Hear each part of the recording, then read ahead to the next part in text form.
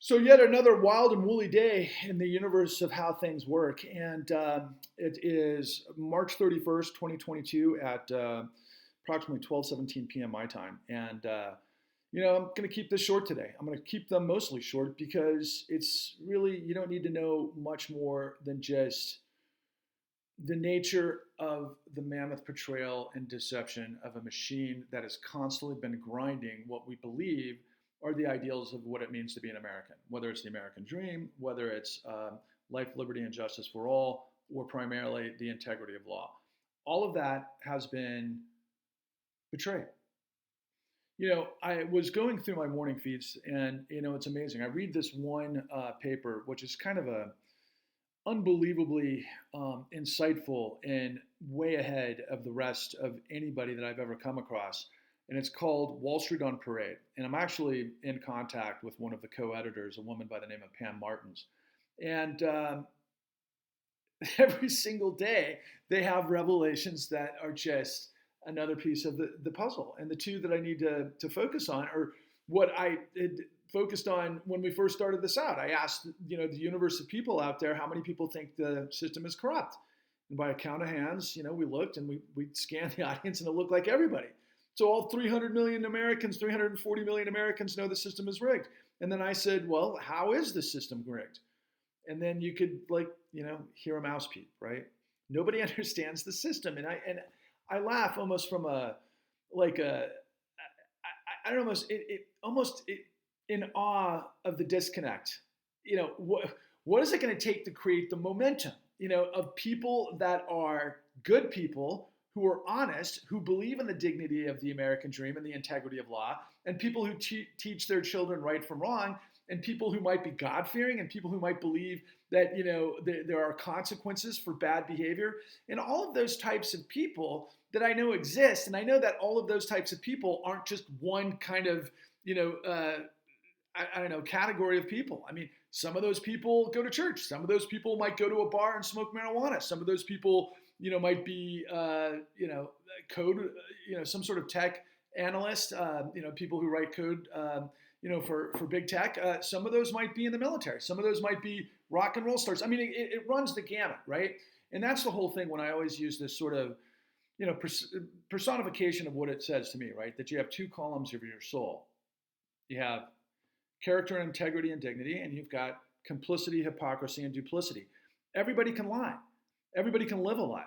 Not everybody can live a life of character and meaning, honestly. And so I think that's always been the battle between the light and dark sides of the force, and everything we've ever been taught, either in religion or in Hollywood. I mean, the depictions are real, and it just seems to me that the cosmic joke here is it always repeats itself.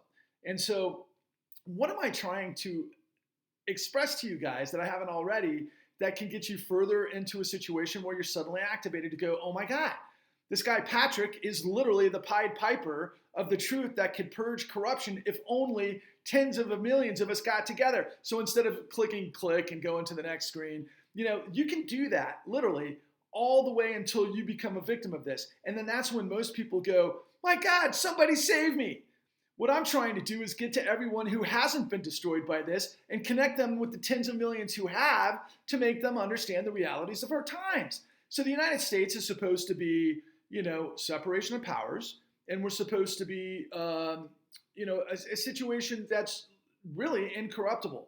But when I continue to talk about corruption, whether it's the corruption of our body politic or the corruption of our souls, it really has the same thing. And you cannot get forward to redemption unless you purge that which is the poison that has polluted your mind, body, and soul. That goes for the government. That goes for your own actions. I think we all know that by religion. We all know that through spirituality. We all know through that, especially if you got to middle age and you haven't died and you've learned a lot of lessons, and maybe you've gone in and out of prison, and maybe you got to a better place.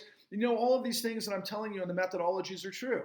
So I've just got to frame, this morning kind of just yet another sort of jaw-dropping revelation of what takes place on a daily basis, which just once again illustrates why the con is the intersection of everything.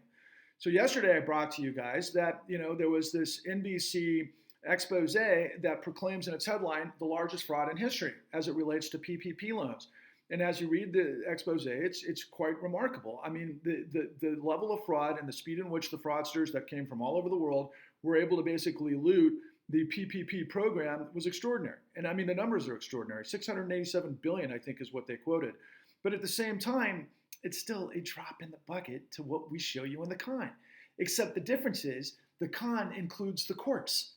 Okay? I mean, you have to get into the con to understand this, and it's available at www.thecon.tv. And I'll give you an example of why you have to get into it. So, for example, I reached this farmer out of Kansas who had been going through something that seemed similar to him based on what I was saying, and he delved into my stuff on YouTube at Patrick Lovell Truth Bombs the Con. Then he made his way to thecon.tv. Then he watched it, and then he started reaching out to me going, oh my God, you've got all of the answers to what we're going through right now. And what he means by now are farmers all over the Midwest from 2016 on, all free finance with asset managers who are now setting them up through predatory lending to basically steal their farms. And these are guys that have been in business for 40 years, 50 years, because when you are a farmer, and I'm not an expert in the craft and the profession, but I was able to glean enough to understand this sort of perspective, which is true of most businesses. So you've got the growing season, the seeding and everything that goes with that, with the raw materials and the equipment to get product in the ground to be able to get it to grow, that you then, of course, till and you do everything in the process to bring it ultimately to fruition, whatever that product may be. And then, of course, you got to get it to market, which means you're borrowing, unless you're self-made or you're a large, agricultural company. The bottom line is you're borrowing. So you're in the crosshairs, and many of these guys got set up on asset valuations of their land, of which now, because a whole bunch of maneuvering, they're now being foreclosed upon using courts that are looking the other way with all of these different methodology of deception within contracts that they didn't understand, because according to them, they're farmers. They trust people. They trust the bank. And that's exactly what happened to millions upon millions of people, starting with African-American widows and leading through pensions. People that have been working for decades and decades and decades, and the pipeline connected both of those people. And so many years later, we wind up with this ideology battle, this cultural battle, this cancel culture between what might be something like Black Lives Matter versus MAGA. Okay? I mean, that's what the power wants. They want everybody to fight each other in the fallout that has destroyed millions of lives. And they want everybody to blame everybody else because they want the fingers to go against everybody else, except besides get to the light of what I'm bringing to you, which is the truth that will pierce the darkness, that will give you the truth. Because when you have the truth, you're bulletproof. That's the bottom line. And so, two things that existed in the last 48-hour news cycle that is another personification of this madness outside of the PP loan analysis that I just made you aware of is this insanity that's going on with the revelations of Clarence Thomass's wife. Clarence Thomass is the African-American judge, Supreme Court justice that, he came into power based on the controversy back in the day with Anita Hill, back when I was coming out of college. I think it was 1990-ish, 1989, 90, somewhere in there. And, it was just a ridiculous, grotesque sort of, sexual voyeurism and the whole bit, that at that time brought out this battle between, women and men in the workplace and that sort of thing. But Clarence Thomass becomes this conservative justice, and then his wife ends up working closely and aligned with the Koch Brothers Heritage Foundation. It was revealed that there was millions upon millions of dollars.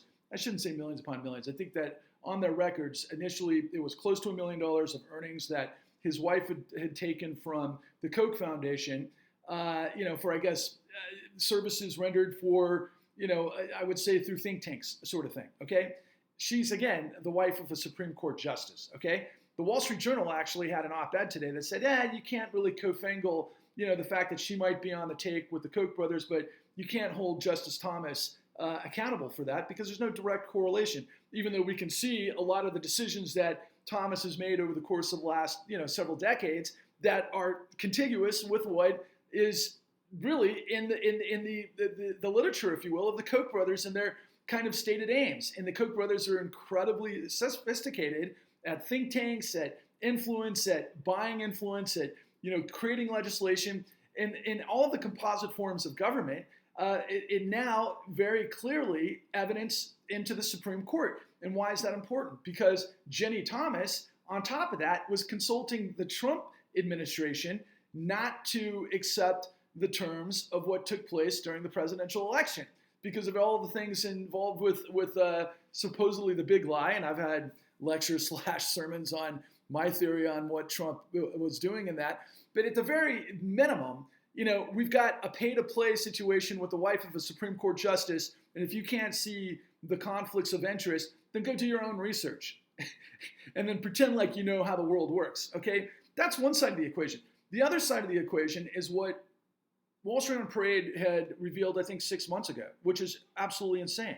So they had done work that revealed that our Federal Reserve Chairman, Jerome Powell, was involved with insider trading, as was Dallas Federal Reserve Chair, a gentleman by the name of Robert Kaplan, acting as hedge funds based on insider trading, based on what was happening during the CARES Act. But ultimately, they were involved, or I should say Jerome Powell, with the asset manager BlackRock. That's another just insane conflict of interest because the Federal Reserve chose back during the time of Timothy Geithner, during Maiden Lane, a scenario where we had BlackRock become the administrator of the Federal Reserve emergency stimulus that was pumped into Wall Street to backstop all the criminality that happens in the con, to the tune of trillions and trillions and trillions of dollars. And so ultimately, what am I revealing to you, okay?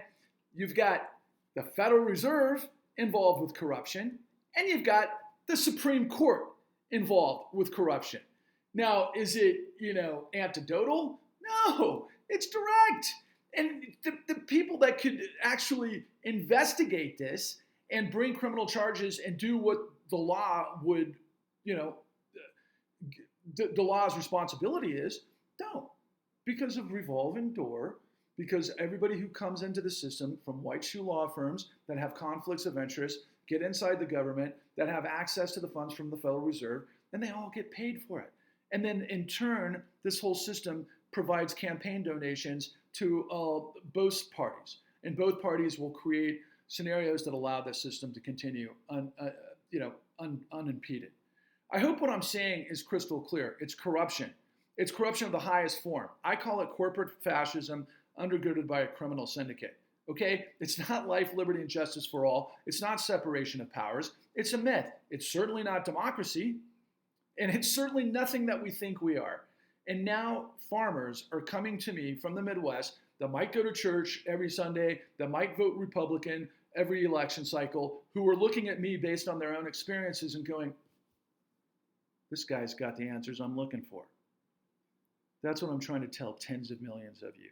Yeah, maybe I'm a Pied Piper in a sense, and I'm trying to lead you guys out of town to get to the frickin' the promised land. That's why we call it #Exodus to #the resurrection. But I know what I'm talking about. I've got the answers that nobody is willing to tell you. All you have to do is plug in www.thecon.tv. Please keep your comments coming. They're very helpful. I would love to know more and more of your stories. And please don't hesitate to try to reach out to me directly on LinkedIn, on Facebook, on whatever the social media opportunities are, including, of course, TikTok. I wish you guys a great weekend. Onwards and upwards.